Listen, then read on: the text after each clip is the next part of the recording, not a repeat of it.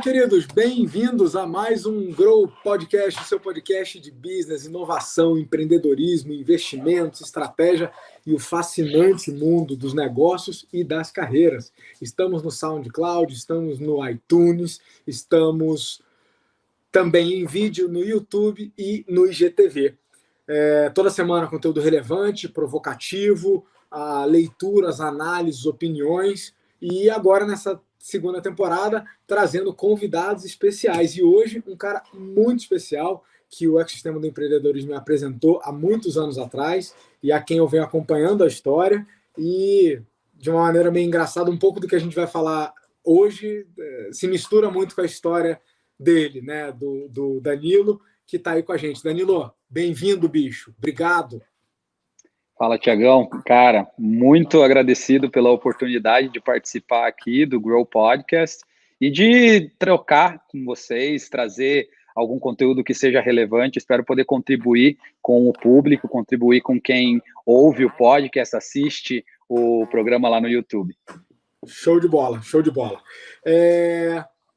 Acho que para o pessoal te conhecer, cara, vamos... Se apresenta, né? Fala um pouquinho quem é você hoje, para a gente conhecer o Dan, e, de repente, um pouquinho dos seus últimos passos, de como é que você chegou até aí, porque vai fazer muito sentido na hora que você falar do empreendedorismo internacional, né? Eu acho que vai fazer um pouco... Conta para a gente um pouco da tua história. Legal. Então, eu me chamo Danilo Brizola, eu sou o cofundador e co-CEO da Snowman Labs. A Snowman Labs, o nosso principal propósito é servir e impactar pessoas com tecnologia, inovação e design através de produtos digitais. É isso que a gente constrói aqui dentro da Snow. Nós ajudamos empresas a navegar nesse mar gigantesco aí da transformação digital. E Legal. O valor que a gente se propõe a entregar é realmente entender os desafios da empresa e ajudá-las trazendo essas soluções digitais.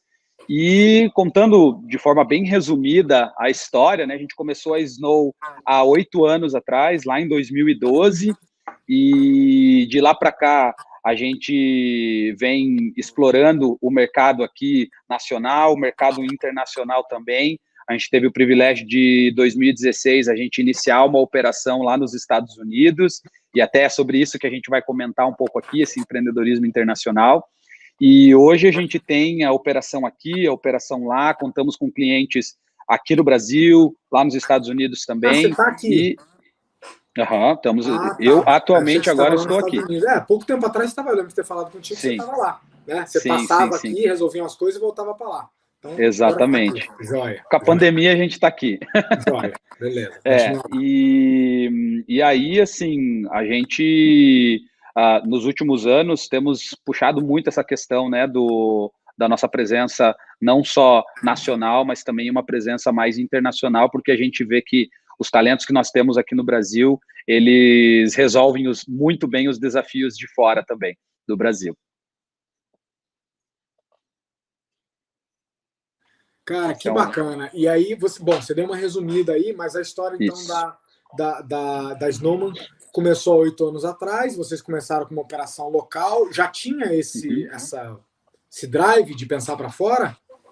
A gente sempre teve, porque assim, eu antes de trabalhar com a Snow, eu trabalhei um tempo no HSBC, servindo países como os Estados Unidos, a Inglaterra e tal. A célula que a gente trabalhava prestava serviço para essas outras áreas aí do globo, e sempre tive essa visão global muito apurada por conta da experiência do HSBC. E uma das coisas que a gente viu de oportunidade com a Snow foi quando a gente fez uma viagem para lá, para os Estados Unidos, mais especificamente falando do mercado americano, que a gente começou a observar que a diferença de uma empresa de lá para uma empresa daqui, em termos de entrega de valor do produto, era, assim, não existia tanta diferença assim. E aí a gente começou a observar isso como uma oportunidade. E aí, como eu falei, né, em 2016, surgiu a primeira oportunidade para a gente ir para lá e começar a estruturar a operação lá. E aí a gente foi, aí investimos nisso e de lá para cá temos aprendido bastante aí com essas experiências. Cara, que bacana. Então, assim, eu estou pensando quem está nos ouvindo, tem gente de tudo que é tipo que escuta o podcast, a gente recebe mensagens assim de diferentes perfis. Normalmente, assim, diria que os principais perfis são empreendedores ou profissionais da nova economia, tá? Assim, fazem parte de startup, fundadores, investidores, mas também tem uma turma das carreiras mais tradicionais, CLT, grandes empresas, tem algumas pessoas, segmentos públicos, então assim, é um público bem heterogêneo. Então, para a gente começar na mesma página, o que é o tal do empreendedorismo internacional, o empreendedorismo global? Conta um pouquinho desse movimento, porque assim, da maneira que eu vejo, um monte de barreiras que a gente tinha deixaram de existir. Né? Então, Sim. você falou, eu percebi que a diferença entre empresas gringas e brasileiras não existia, ou era mínima, e eu acrescento os meus 20 centavos, que é as dificuldades que uma empresa ou um grupo de empreendedores brasileiros tinha há 10, 20 anos atrás para vender serviço fora, diminuíram muito.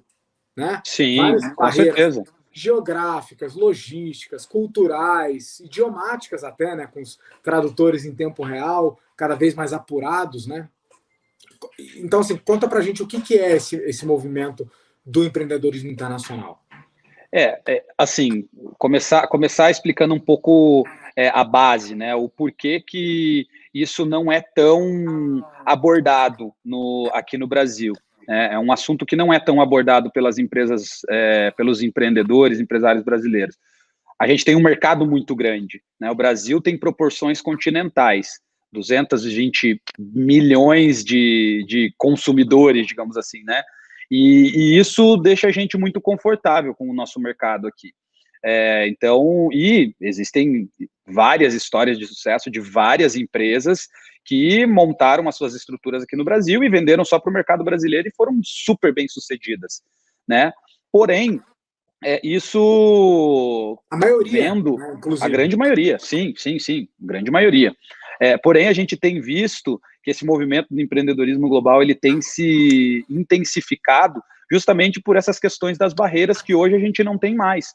Principalmente agora, né, pós-Covid, que a gente viu que dá para fazer tudo de casa, dá para você fechar um negócio, fechar um contrato com reuniões via Google Meet, via Zoom. Então a gente começou a observar que todos essas, como que eu posso dizer, barreiras que nós tínhamos lá atrás, hoje em dia não existem. Né? E a gente tem vários exemplos de várias empresas diferentes que se estabeleceram aqui no Brasil, mas com uma visão global, já pensando nisso. Cara, para que pensar só no mercado local aqui, se eu tenho o mundo para explorar, ainda mais agora que não existe mais barreira?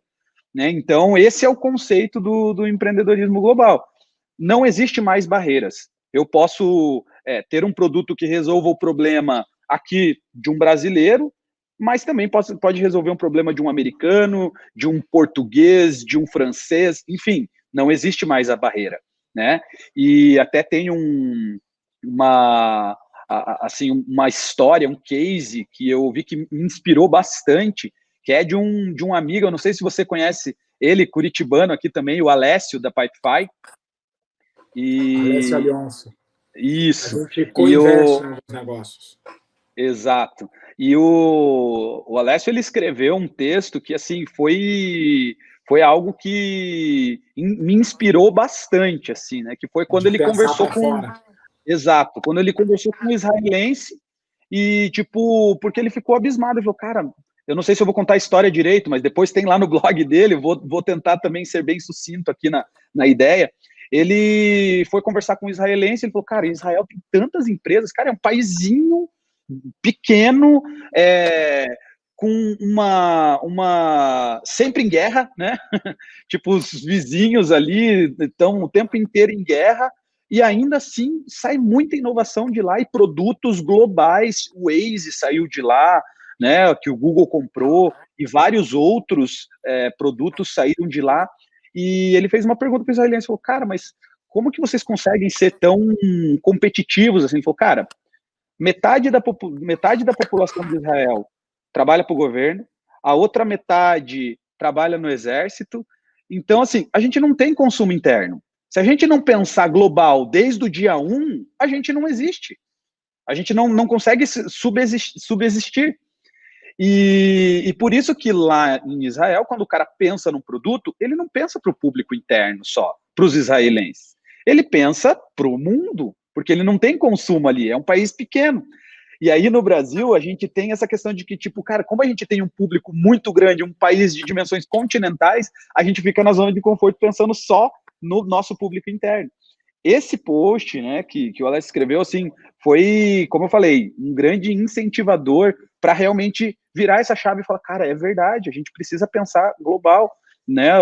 O que a gente faz aqui resolve o problema de outras pessoas, de outras empresas ao redor do globo, com certeza. Sempre você vai ter a tua proposta de valor que vai resolver um problema. Esse é o princípio, né? A premissa de uma startup, de um negócio que pode ser escalável, né? Você resolver um problema. E pode ter certeza que se tem uma pessoa aqui com o problema, tem outra pessoa em outro local do globo com esse mesmo problema. Legal, legal. Adorei que você voltou quando a gente fala de problema, a gente está indo de fato na definição de empreendedorismo. O pessoal não confundir, achar que empreender é só abrir empresa. Né? Tem várias outras maneiras. Empreender na raiz é você identificar um problema, um público que tem um problema e articular soluções para atendê-lo. Né? Empresa é um dos formatos mais comuns, né, de negócio para resolver problemas. Mas, né, eu gostei que você foi na raiz do empreendedorismo e depois tem a camada do global, que é se esse problema existe aqui, possivelmente ele não é um problema só regional. Alguns podem ser, mas a maioria dos problemas possivelmente são compartilhados com alguém em outro canto do mundo. E eu adorei que você mencionou Israel. Eu tenho muita intimidade com o ecossistema israelense, estava lá agora em dezembro, tenho uma parceria com o pessoal da Startup Central, e não é só uma questão de tamanho, tá, cara? Assim, Israel é um país árido, é um país que tem as inconstâncias, né, nas relações com os vizinhos, inconstâncias sérias, é um país altamente militarizado. Então, acho que tem N aspectos que acho que contribuem, são uma potência tecnológica, educacional. Eu tive uma call na semana passada, ou retrasada, com o pessoal em Tel Aviv, mas não era o pessoal de lá, são brasileiros que têm uma startup biomédica, né, que é uma biotech, que estão incubados lá na Universidade de Tel Aviv, pelos N facilitações que aquele ecossistema traz. Então, assim como o Vale do Silício é tido, né, como uma grande meca, tem outros ecossistemas menos óbvios.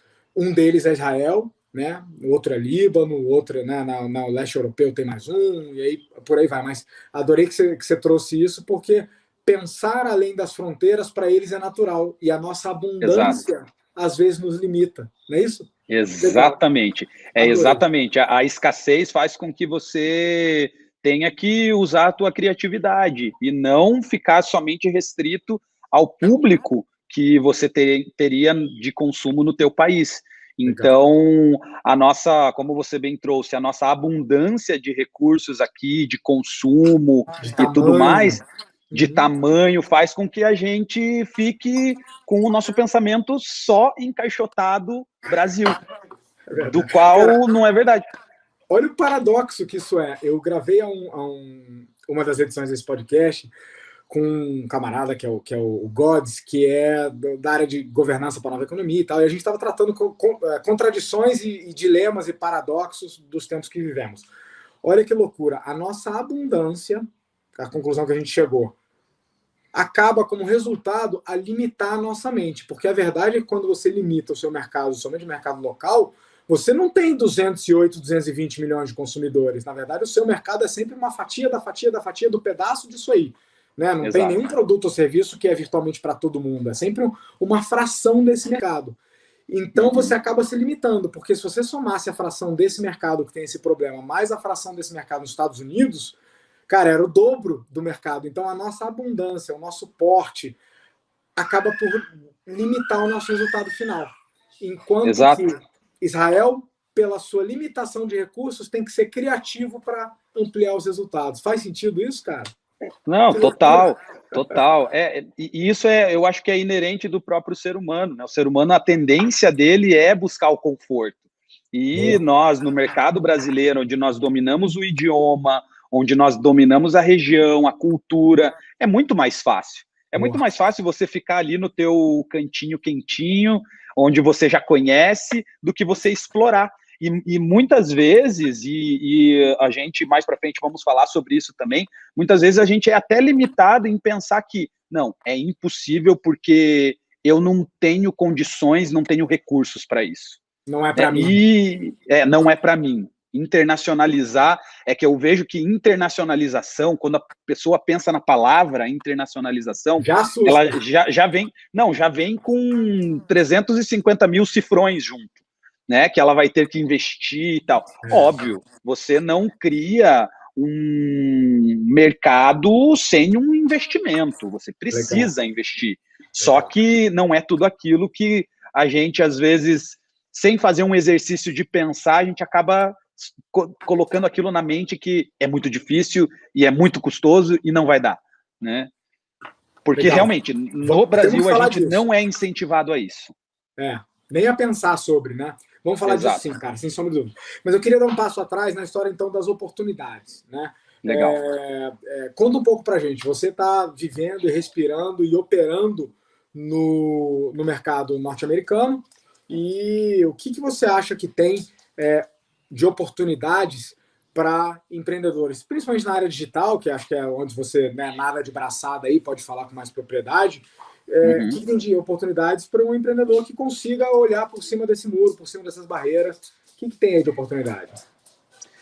Bom, é muito amplo a gente falar de oportunidades, porque tem muita coisa, né? Só no meu mercado, que é o mercado digital de desenvolvimento de soluções digitais, é uma série de oportunidades. Então, a gente vê, exemplo, investimentos sendo amplamente colocado em startups lá fora. Então, os Estados Unidos é um dos países que mais se investe em startups com base tecnológica, são empresas com produtos que resolvem problemas globais ou locais que têm um potencial de escala muito alto. E aí, para esses tipos de produto, sempre tem investidor querendo colocar uma fatia ali, ficar com um pedacinho desse negócio. E esses negócios, eles precisam de velocidade para entregar a sua proposta de valor. E nós, falando agora do meu mercado, que é o mercado de desenvolvimento de soluções digitais, nós ajudamos essas empresas, essas startups que têm esse recurso, que têm esse investimento, a dar mais velocidade para o desenvolvimento da entrega de valor deles, né? E sem contar que, como a gente tem o nosso time distribuído, para eles o investimento em um time distribuído acaba fazendo com que renda muito mais aquela rodada que ele recebeu do que, por exemplo, se ele for trazer todo um time de desenvolvimento local, né? Achar os talentos e tudo, né? Exatamente.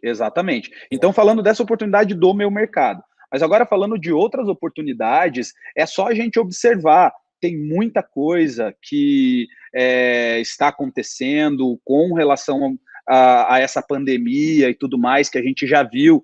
Cara, a gente viu startups assim nascendo durante a pandemia e já sendo lucrativa durante a pandemia, porque eles identificaram um problema.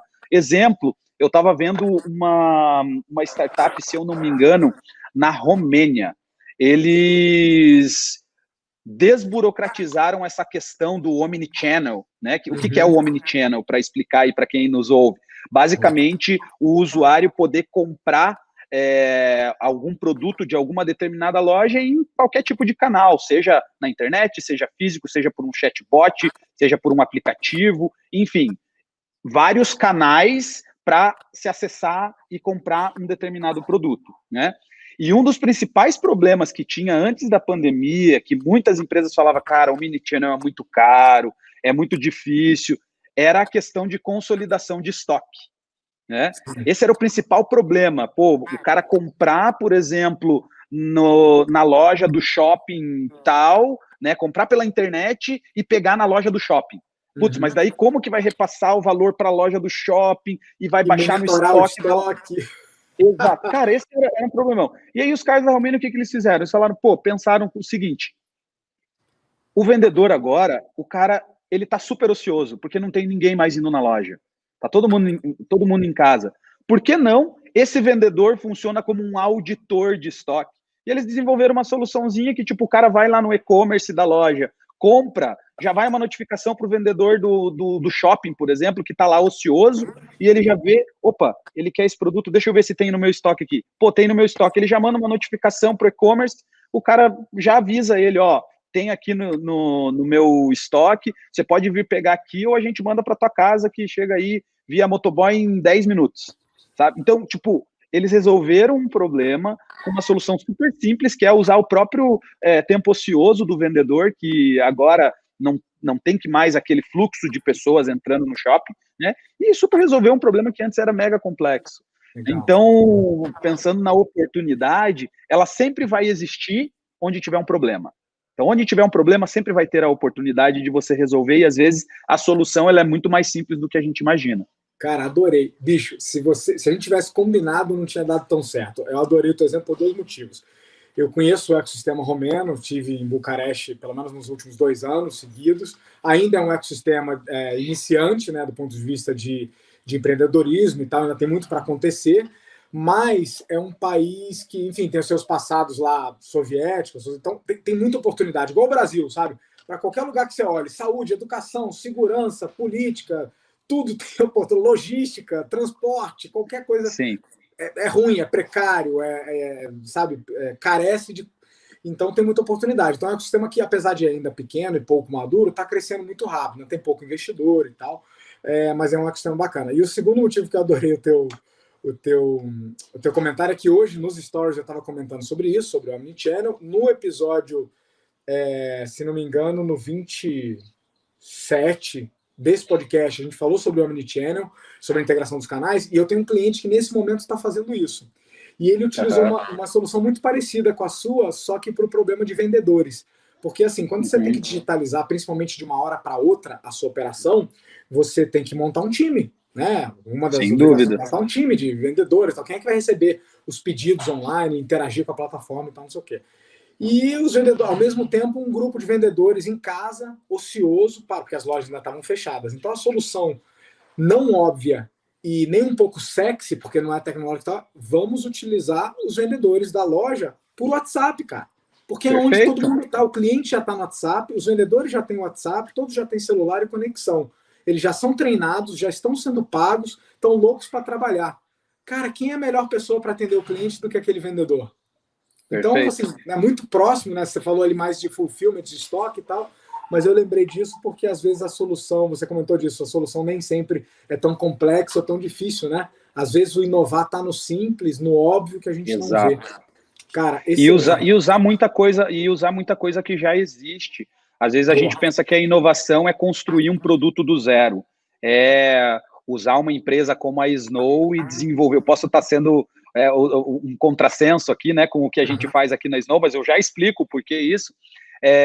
Muitas vezes as empresas acham que o inovar é você contratar uma empresa ou contratar um time de desenvolvimento e sair desenvolvendo produto algo digital. Do zero. Né? Algo do zero. E Legal. Não é a verdade. Hoje em dia existem muita coisa. Eu até estava conversando com o meu time aqui, falando, pessoal, se a gente quiser construir uma startup, a gente não precisa mover uma linha de código. É só a gente ir dar uma vasculhada na internet aí por coisas que já existam e conectar uma coisa com a outra, e hoje existem ferramentas que fazem isso. Vou dar um exemplo de uma ferramenta chamada Zapier, que conecta várias outras ferramentas. Então, por exemplo, eu quero... Né? É um plugador de APIs, né? Uhum. Exato, ele conecta um monte de tipo de ferramenta. Então, eu quero conectar quando eu adicionar uma linha na minha planilha do Google, eu quero que ele faça alguma coisa. O Zapier faz isso. E eu quero que ele mande para o meu CRM, por exemplo, o Pipedrive, que é o CRM que a gente usa aqui. O Zapier faz isso. Então, tem várias coisas que podem ser feitas que não precisam de desenvolvimento do zero. Né? Como que a gente se posiciona aqui na Snow? Principalmente olhando essa questão do mercado, de oportunidade. A gente se posiciona o seguinte: o cara vem com um problema, essa é a premissa. Se o cara não vem com um problema, aqui a gente não consegue ajudar, se ele não vem com um desafio. Então ele vem com um problema, e a gente identifica, esse problema é passível de ser resolvido com algo que já existe? Pô, já cansei de atender clientes aqui, e a gente sugerir, por exemplo, cara, vamos fazer um negócio aqui usando o Pipefy, por exemplo, que é uma solução para automação de processo. Ele queria desenvolver um aplicativo do zero, mas que o Pipefy super resolve. Para que desenvolver do zero se já existe alguma coisa nessa linha, né? E aí, fazendo o gancho com essa questão do global, isso não é só aqui no Brasil que acontece. Os clientes lá de fora também, a gente às vezes tem aquela síndrome, né, do vira-lata, que a gente acha que, pô, só porque o cara tá nos Estados Unidos ou tá na Europa, ele sabe de tudo, a tecnologia domina e não tem nada que a gente possa ensinar para eles. Cara, eu vi completamente o contrário, com a experiência que a gente teve lá fora, é que quanto mais o país é desenvolvido, as pessoas elas têm uma tendência de entrar mais na zona de conforto. Então, assim, ela é meio que alienada. Eu já cheguei, nossa, conversei com vários clientes americanos que, assim, a gente falava de uma coisa, mas você já tentou usar essa ferramenta? Essa ferramenta? O Zapier, por exemplo, o Zapier?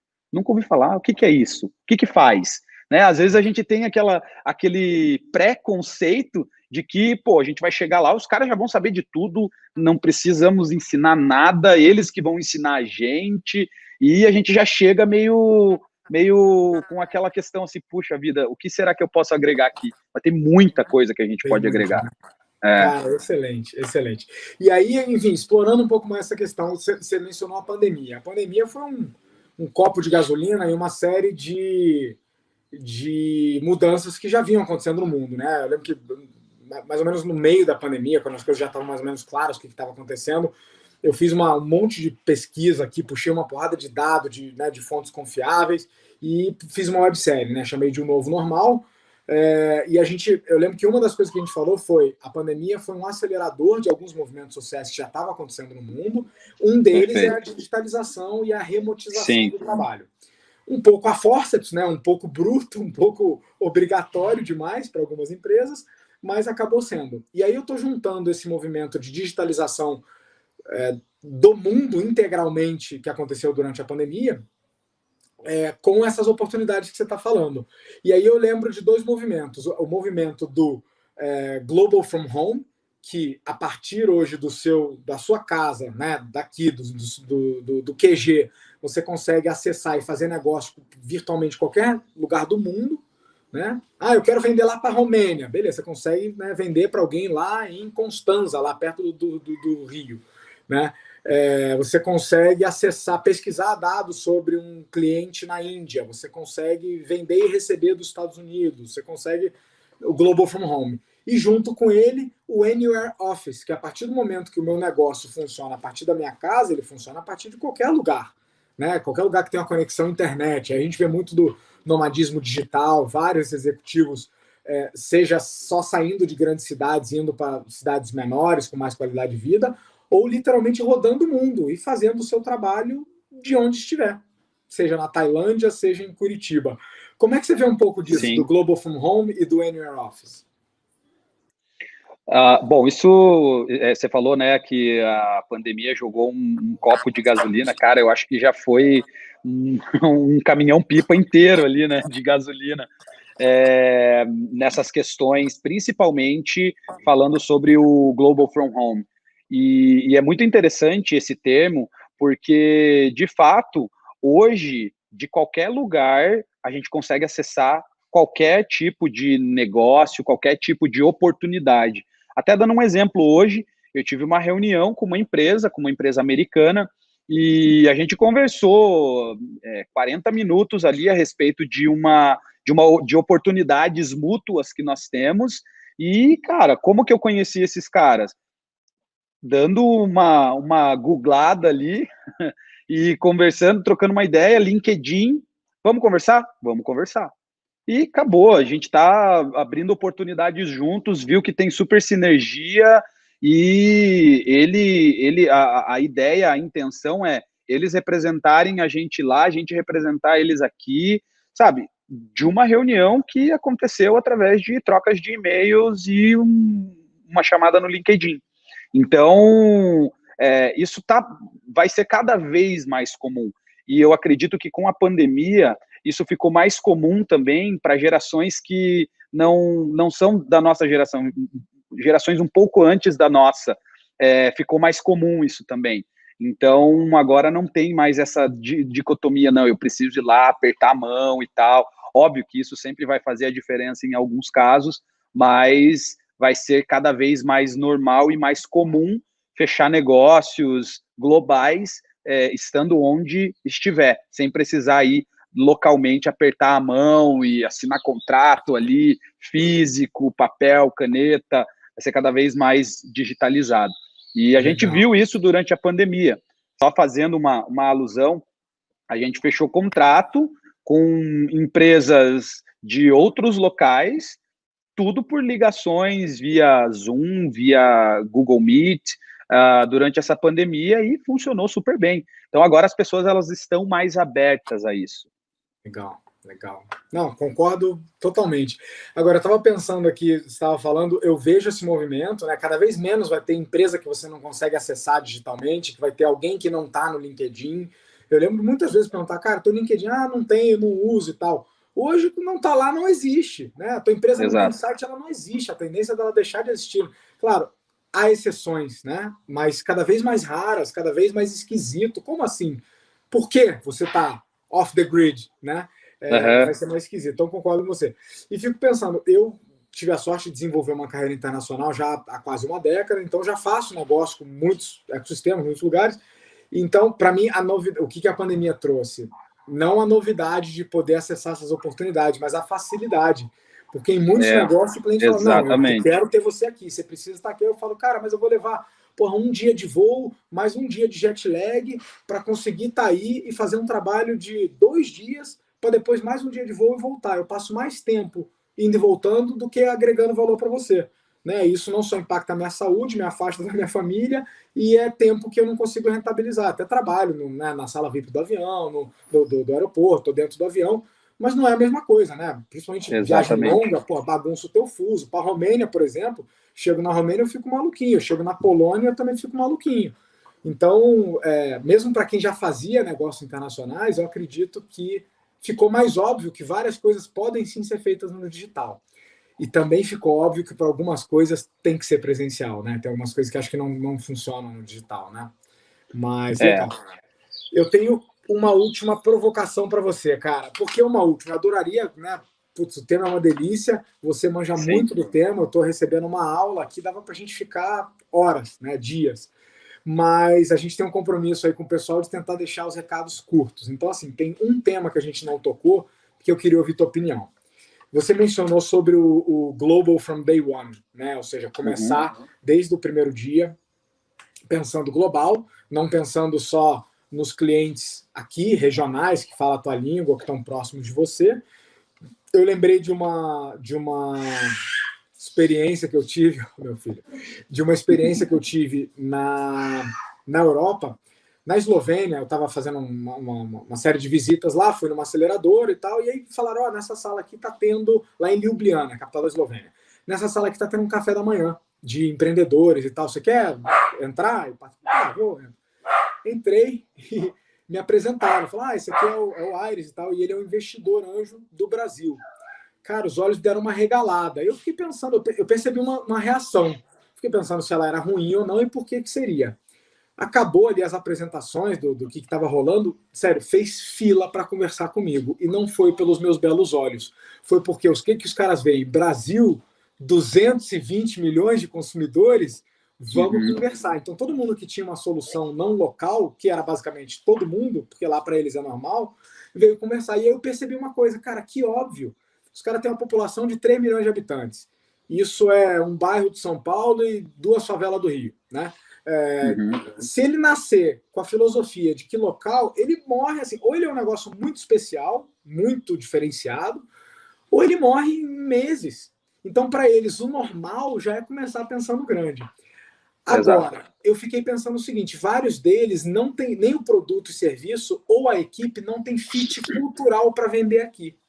Aí vem a pergunta que eu quero te fazer. Fazer negócios internacionalmente, eu aprendi que tem uma certa barreira cultural aí, que a gente tem que, no mínimo, conhecer, né, para poder se adaptar. Como é que você vê isso? O que você passou do ponto de vista de culturas diferentes? Tem que ter uma sensibilidade para isso ou não? Hoje o mundo é um só e não é mais um problema. Não, tem que ter sensibilidade, sim. Obviamente que vão existir países onde a nossa cultura ela é muito semelhante. O próprio Estados Unidos, a nossa cultura não difere tanto assim da cultura do americano, do norte-americano. Agora, se a gente vai para a Índia, se a gente vai para algum outro país onde a cultura é bem distoante, a gente vai encontrar várias barreiras. Mas mesmo nesses países onde a barreira cultural ela não é tão grande, a gente pensa que não é tão grande, porque a gente, falando do mercado norte-americano mais especificamente, a gente cresceu vendo filme americano, a gente cresceu consumindo muito conteúdo de lá, então a gente pensa que não tem tanta barreira, mas tem, principalmente relacionada a negócios. Então, eu creio que sim, tem, precisa ter esse tato para lidar com outra cultura, mas existem várias formas de você conseguir entender e você conseguir também chegar lá num país como os Estados Unidos, já dentro de um contexto para facilitar essa questão da troca cultural. Nós, como eu falei, fomos para lá em 2016, muito motivados por um processo que nós passamos numa universidade norte-americana, um processo que eles chamam de soft landing, né? Então, é o que eles chamam de, para você vir para os Estados Unidos, testar as águas ali, dar os primeiros passos, para daí, se fizer sentido, você ir com tudo para o mercado americano. E existem vários programas que os empreendedores brasileiros podem se inscrever. Esse foi da universidade chamada Universidade da Central Florida, UCF, que, assim, para nós foi muito bacana. A gente teve, primeiro, essa vivência com o público de lá, da universidade, e para todo mundo que entra nesse programa, eles têm um pré-requisito, que é fazer uma formação lá chamada Excelência em Empreendedorismo. Então, todo mundo que passa nesse processo, ele entra e a primeira coisa que a UCF faz, olha, agora vocês precisam passar por essa formação, que é o quê? É esse banho de loja da cultura americana, do mercado americano, de como se comportar, como é marketing nos Estados Unidos, como é vendas nos Estados Unidos, o que você precisa, como é a estruturação desse arcabouço cultural que você vai precisar ter na tua empresa para você atender o mercado norte-americano. Para a gente foi muito legal, eu que fiz essa formação quando a gente foi lá para a UCF, foi muito rico, era um mês mais ou menos de formação, e foi o que ajudou a entender o mercado americano com as lentes do americano.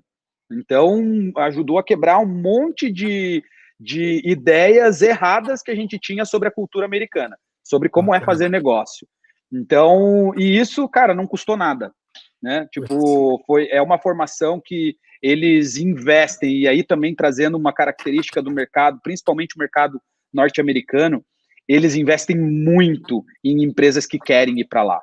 Então, assim, esse programa da UCF não nos custou nada, a gente inscreveu e óbvio que a gente teve que mandar alguns materiais para eles avaliarem o nosso negócio, se tem fit e tal, mas uma vez que a gente passou, não nos custou nada.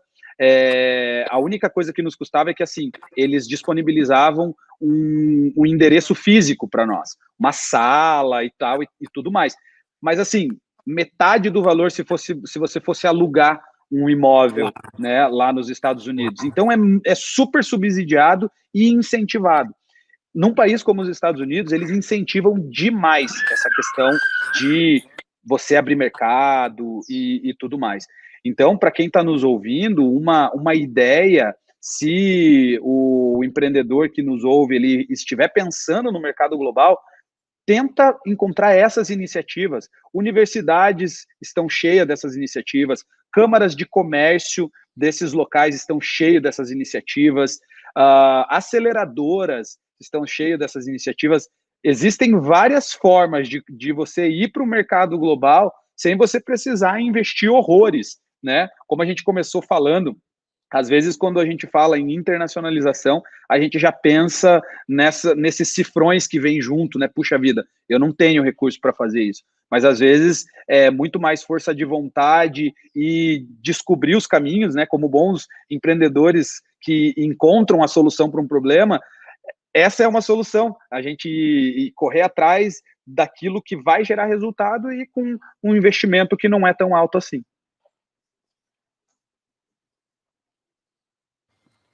Excelente, cara, muito bom. Cara, para a gente fechar então, o que você deixa assim para quem tá já empreende, né? Muitos do pessoal que escuta a gente já empreende, já está à frente de negócios e pensou em internacionalização, teve esse medo que você falou, putz, não é para mim, é muito grande, difícil.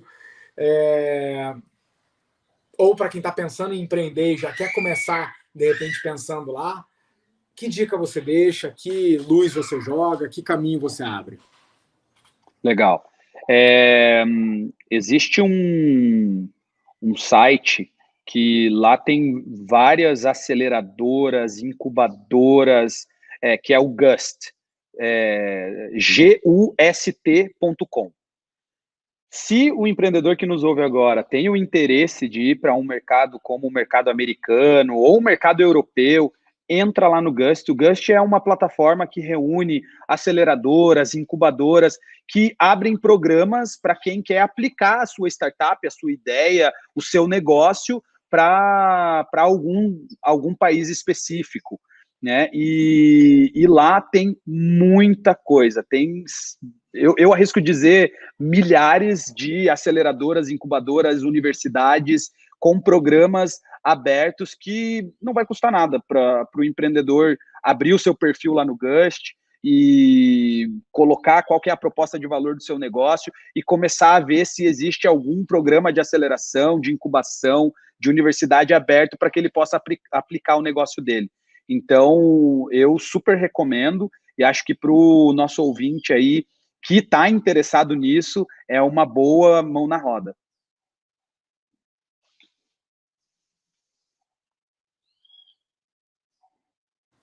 Cara, que excelente. Eu conheço o Gush, né? Além de aceleradoras e incubadoras, ele também reúne startups e investidores, né? Então, eu faço parte de duas redes de investimento, uma aqui no Brasil, que é a Curitiba Angels, uma na Europa, e ambas usam a plataforma do Gush. É por lá que a gente recebe, né, propostas de investimento de startups e muitas delas na situação que você falou, alguém que está do outro lado do mundo e que tem interesse nesse mercado aqui, que submete, né, a sua proposta de negócio, a sua proposta de valor para a gente. Então, cara, excelente a dica. Eu acho que faz muito sentido para o pessoal, quem quiser correr atrás. E, cara, só queria te agradecer por estar aqui com a gente, compartilhar um pouco. Eu sei que a tua agenda é super difícil, eu ainda imaginei que você estava lá. Eu estava tentando calcular fuso aqui, né, para saber mais ou menos que horas que eram aí, mas que bacana que você está aqui perto da gente e que bom que você teve tempo de vir aqui um pouco e compartilhar. Quer deixar uma mensagem final pro pessoal, o site da Snow, como é que eles acham? Se quiserem contar com a expertise tua e do teu time aí para desenvolver um aplicativo, um produto digital, como é que a gente acha você? Não, legal. A gente está presente em todas as redes aí, Insta, LinkedIn, Snowman Labs, ou se quiserem me adicionar lá no LinkedIn também, Danilo Brizola, facinho, vocês me encontram lá. O nosso site é snowmanlabs.com.br, snowmanlabs.com.br, e, enfim, a gente está presente aí, como eu falei, nas redes e à disposição.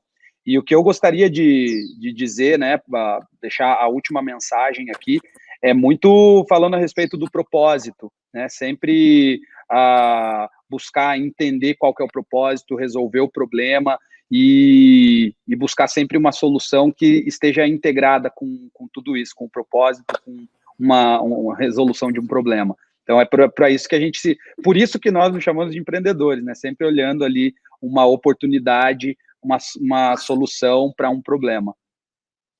Adorei, adorei. Somos empreendedores. A gente não está aqui para construir produto, a gente está aqui para resolver problema. Exatamente. Se precisar, a gente constrói produto, ponte, construir prédio, produto software. Construir o produto, ele é o meio, né? Não é o fim.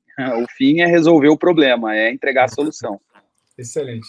Meu amigo, obrigado.